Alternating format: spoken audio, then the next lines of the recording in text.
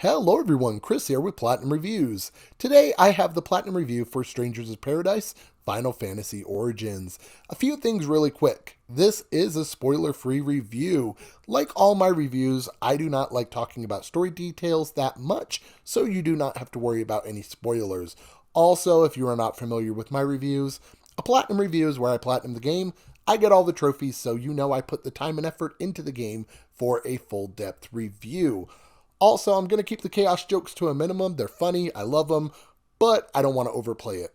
So, with all that nonsense out the way, let's jump right into it. Strangers of Paradise is a retelling of Final Fantasy I. You play as Jack on his quest to defeat chaos. This unknown urge inside of him to destroy chaos is where you start your journey. The story in Strangers of Paradise starts off simple enough. Kill chaos. But as you play, things start to get confusing and turn out to be all over the place until a little over halfway through the game. Things start to slowly make sense, and that's when you hit the aha moment. The moment where everything comes together so perfectly. All the short story sequences, random all over the place story starts to make sense. It turns from a huge mess to a brilliant story that I recommend to any Final Fantasy fan. After going through the story, I felt a need to go back and replay Final Fantasy I, so I bought the Pixel Remaster on my Steam Deck, and I've been playing through it. It has given me a greater appreciation for the first Final Fantasy and for Strangers of Paradise. Let's jump into the gameplay. Strangers of Paradise is Square Enix's take on the Soulsborne formula. I can say now I hate those type of games. Not because they aren't fun, but because I have ADHD, which means I get bored very easily. If I keep dying in a boss fight, I lose interest fast. Also, I get mad and I never want to play that game again. So I was worried going into this game. What would the difficulty be like? How close to the Soulsborne formula would it be? Well, let's dive into the gameplay a little bit more.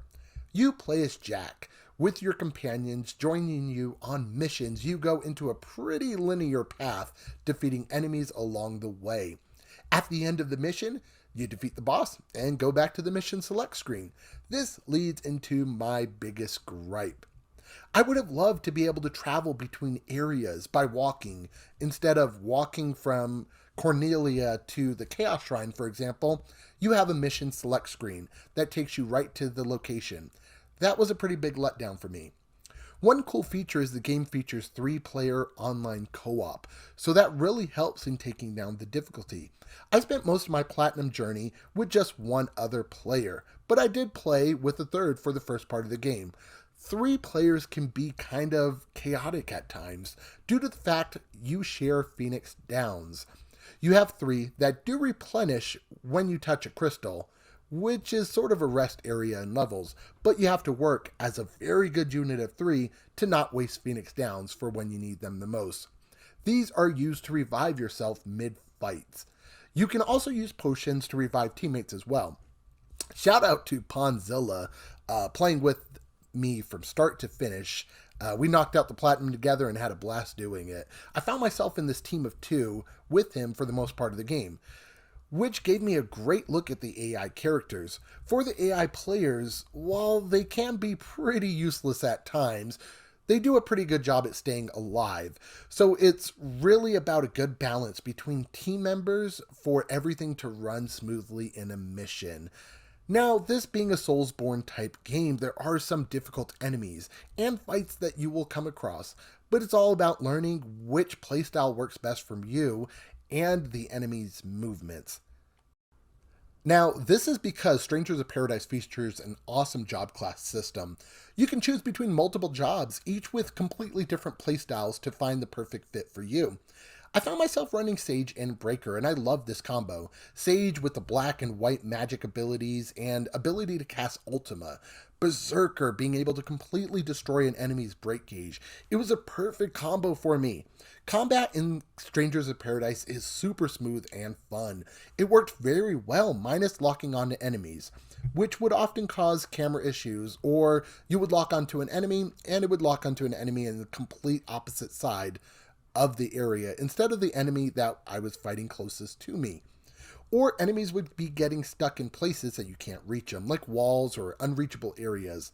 As you attack an enemy, you damage its health and its break gauge.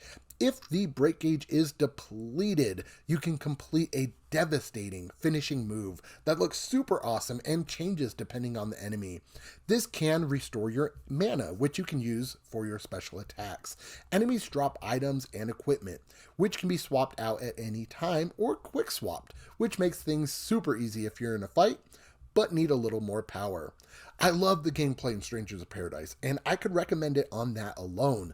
I did run into some glitches, however, including one where me and my party went through a teleport section just to be teleported back out. We went back through that teleporter, and we were in a room with nothing to do. We spent about 30 minutes trying to figure out where to go. Ended up touching a crystal to reset the level and the enemies, and then we teleported back through, and the story occurred.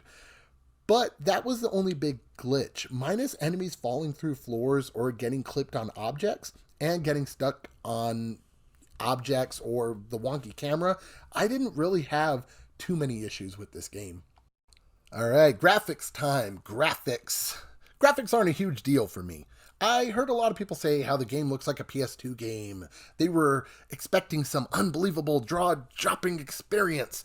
I have never been one to really care about graphics. Yes, it is nice to turn on a game and be blown away by the sheer beauty of the environment, but games like Minecraft have the most simplistic graphics, and it's one of the best-selling games of all time, so graphics aren't that big to me.